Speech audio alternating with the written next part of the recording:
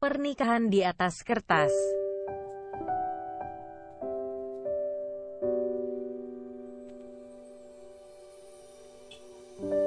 Jangan lupa subscribe ya, dukungan kalian untuk berkembangnya channel Novelku. Jangan lupa tersenyum. Kamu berhak bahagia, setidaknya untuk orang-orang yang kamu sayangi. Jangan lupa jaga kesehatan ya.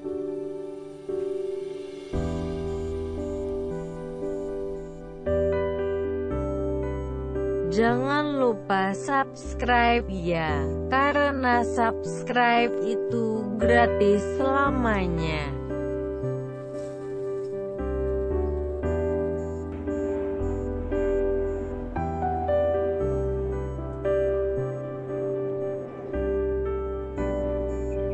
Chapter 38. Iya tante, dia sangat dingin dan otoriter, semua hal benar-benar dipikirkan matang-matang. Tapi sayang, dia galak banget tante, ucap Senja mengadu pada Neta. Oh jadi selama ini kamu sering digalakin sama dia, tapi kamu gak pernah dipukulkan sama dia, tanya Neta khawatir. Gak tante, hanya aja. Senja memotong ucapannya sambil melirik Fauzan sejenak. Andai semuanya memang bisa terjadi sesuai rencana, pasti tak akan ada perasaan yang harus disembunyikan. Hanya apa sayang? Tanya Neta penasaran. Hanya aja, tatapan Fauzan yang begitu tajam selalu membuatku meleleh. Fauzan tersenyum simpul saat mendengar pernyataan dari Senja. Meski ia tahu itu adalah sebuah kebohongan, setidaknya itu cukup membuat Neta sedikit bahagia. Ah kamu bisa aja, tante yakin selama ini kalian adalah pasangan suami istri paling romantis abad ini. Tante bersyukur bisa menemukan kalian dalam keadaan anak tante yang begitu dicintai oleh istrinya.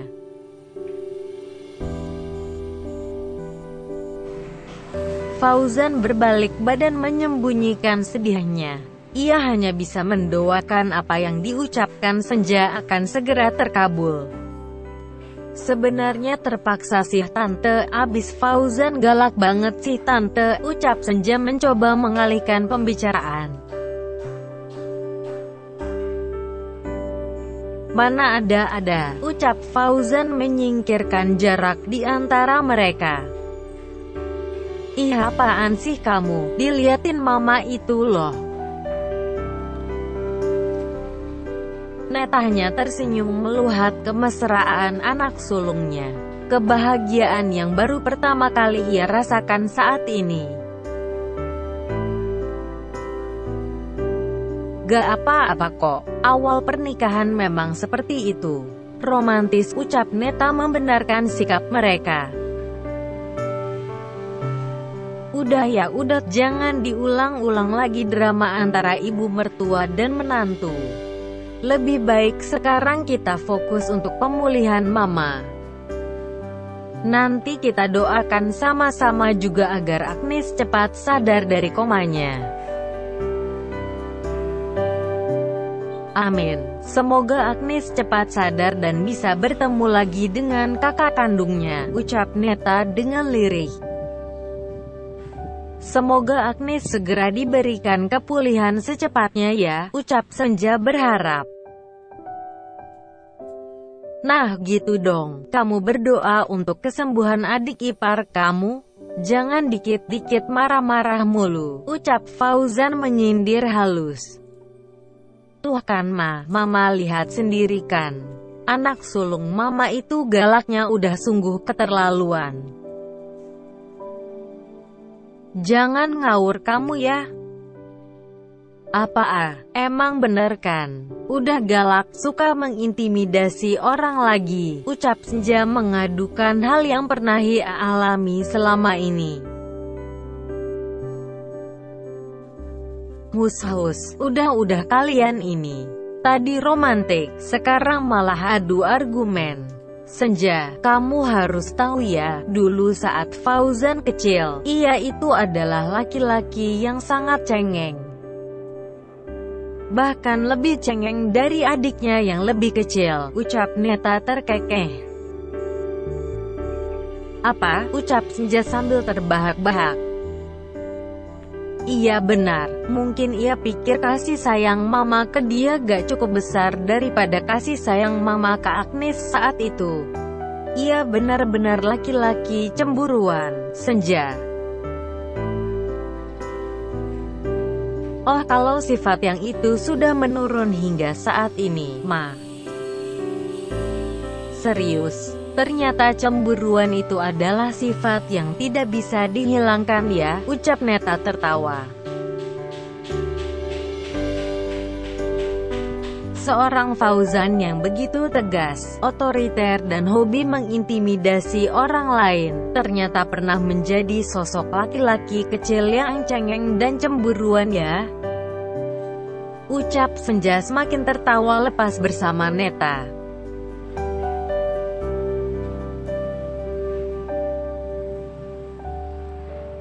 Pagi ini Clarlista menyaksikan matahari terbit dari balik jendela kamar dengan penuh senyuman. Perasaan lega akhirnya menjalar ke seluruh pikirannya. Tak ada lagi rasa tak nyaman akibat kata maaf yang tak kunjung tersampaikan. Semua masalah pasti bisa selesai jika ada kemauan menyelesaikannya, bukan? Akhirnya bisa juga aku minta maaf sama Senja. Setidaknya rasa bersalah ini gak akan terus-menerus menghantuiku. Clarlista merebahkan tubuhnya kembali ke kasur. Ia bingung dengan aktivitas apa lagi yang akan ia lakukan. Mengingat keperluannya untuk ke Indonesia hanya untuk belajar dengan Fauzan.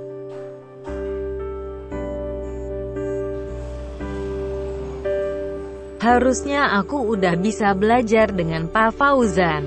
Tapi dia kan masih di sini, di Surabaya. Gak akan mungkin juga dia ke Jakarta hanya untuk mengajariku.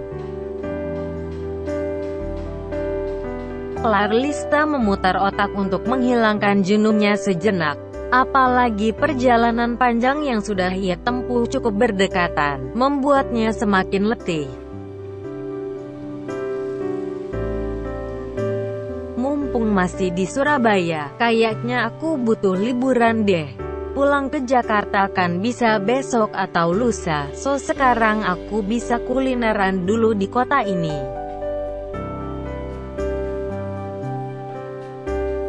Wanita itu akhirnya memilih untuk menghabiskan waktu liburannya di Surabaya.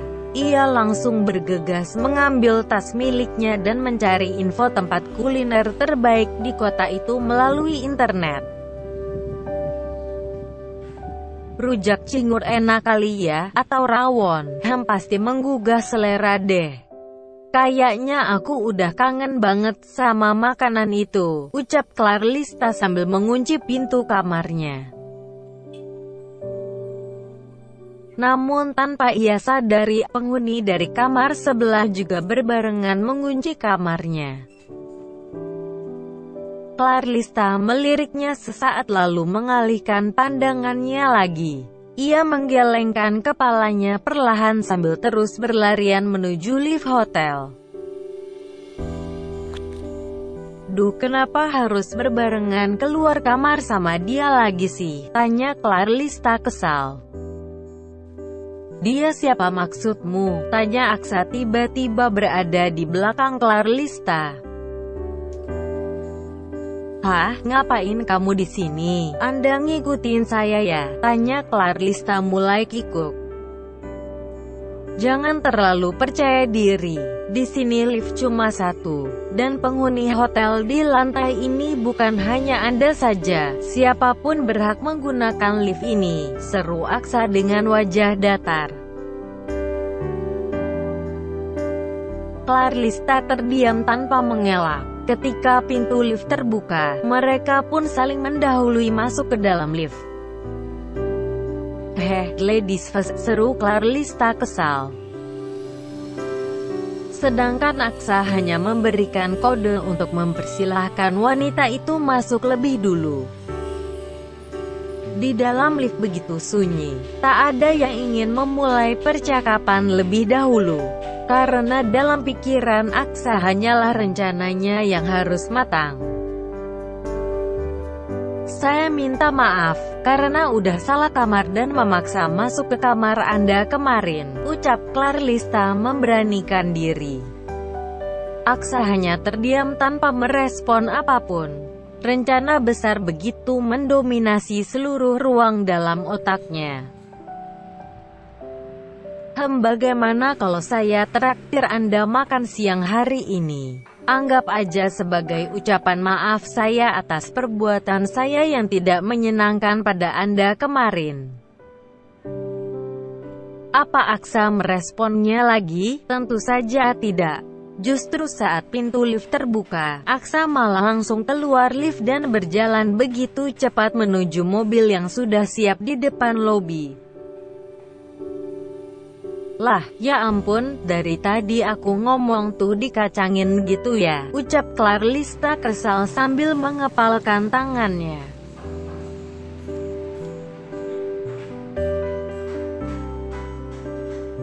Semua rumah sakit pasti akan melakukan segala hal terbaik untuk pasiennya, apalagi jika itu menyangkut keselamatan pasien VIP. Setelah bercengkerama dengan sang ibu, canda tawa mereka pun terhenti. Tak lama dua orang suster pun datang menghampiri mereka. Permisi PA, ruangan CT scan dan ronsen untuk Ibu Neta udah siap. Kami akan membawa Ibu Neta untuk pemeriksaan di sana, ucap salah satu suster. Silahkan sus, seru Senja mempersilahkan. Kedua suster itu pun membantu Neta untuk pindah ranjang, dan membawa wanita parubaya itu ke ruangan CT scan. Namun lagi-lagi perasaan tak nyaman meliputi hati Fauzan. Ia begitu tak percaya pada kedua suster yang membawa ibunya itu. Saya ikut kalian, seru Fauzan mengikuti langkah mereka. Kamu mau ngapain? Lebih baik kamu menunggu Agnes di sini, tanya Senja menahan langkah Fauzan. Tidak, aku tidak yakin. Kamu tunggu di sini. Nanti kalau ada suster atau dokter yang datang, aku pastikan akan dikawal oleh salah satu ajudan yang ada di depan ruangan. Melihat dua orang suster yang membawa Neta keluar dari ruangan, Aksa pun tersenyum simpul karena rencananya akan segera berjalan. Namun sayangnya, Fauzan juga tak luput dari pemeriksaan Neta. Sial, kenapa Senja gak ikut sih? Aksa memperhatikan ruang perawatan itu dengan teliti. Ia menyesalkan akan sikap Senja yang tak ikut serta bersama Fauzan. Gak apa-apalah, pasti Senja bisa aku kelabui kali ini, ucap Aksa melancarkan rencananya. Aksa mulai memakai baju perawat yang sudah dia siapkan. Masker dan hair cover pun tak luput digunakan untuk menutupi identitasnya. Aku harus bisa, setidaknya untuk memperlama masa koma Agnes di ruangan itu, batin Aksa sambil membawa sekotak suntikan dan botol infus. Langkahnya berjalan pasti menuju ruang perawatan Agnes. Dengan berpura-pura dan menyamar sebagai seorang perawat, ia yakin misinya akan berjalan dengan lancar. Saat melewati para ajutan yang berjaga di depan ruangan, Aksa hanya menunduk sambil memberikan sebuah kode botol infusan. "Permisi Pak, saya ingin memberikan obat dan mengganti infusan yang telah habis untuk pasien bernama Agnes," ucap Aksa mengada-ada. Kedua ajutan yang standby di depan ruangan itu pun hanya memerhatikan Aksa. Nampaknya penyamaran Aksa sudah cukup baik hingga kedua ajudan bertubuh kekar itu mudah dikelabui. "Baik, tapi saya kawal hingga di dalam ya. Silakan masuk," seru salah satu ajudan. Mereka berbagi tugas, satu ajudan menjaga di depan pintu ruangan. Lalu satu ajudan lagi mengawal perawat itu hingga di dalam ruangan. Aksa begitu melaksanakan perannya dengan begitu baik. Sebisa mungkin ia harus bisa jadi seorang perawat yang baik meski gadungan. "Permisi Bu, ini ada perawat yang ingin memberikan obat dan mengganti infus Non Agnes," ucap ajudan itu.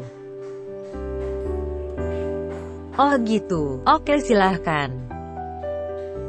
Aksa menundukkan kepalanya dan menghindari kontak mata dengan senja. Sebaik apapun Aksa dalam menyamar menjadi orang lain, sang adik pasti akan lebih mengetahuinya. Tanpa menjawab dan Habia memberikan kode, Aksa langsung menjalankan aksinya untuk mulai memasukkan cairan racun ke dalam selang infusan Agnes. "Kayaknya botol infus yang lama masih banyak, gak usah digantikan?" tanya Senja sambil memperhatikan botol infus yang sebelumnya. Apa Aksa menjawab sesuatu? Tidak. Jika saja ia harus berucap, itu akan semakin membuat Senja curiga dengan suara bas sang kakak. Aksa hanya merespon sebuah anggukan kepala, serta tanpa diikuti tatapan mata oleh keduanya. Setelah berhasil memasukkan cairan racun ke dalam selang infusan melalui suntikan, Aksa tersenyum simpul memperhatikan Agnes. "Maafkan aku Agnes. Aku harus mengorbankan nyawamu untuk melampiaskan dendamku pada Fauzan, kakakmu." Batin Aksa sedikit merasa bersalah.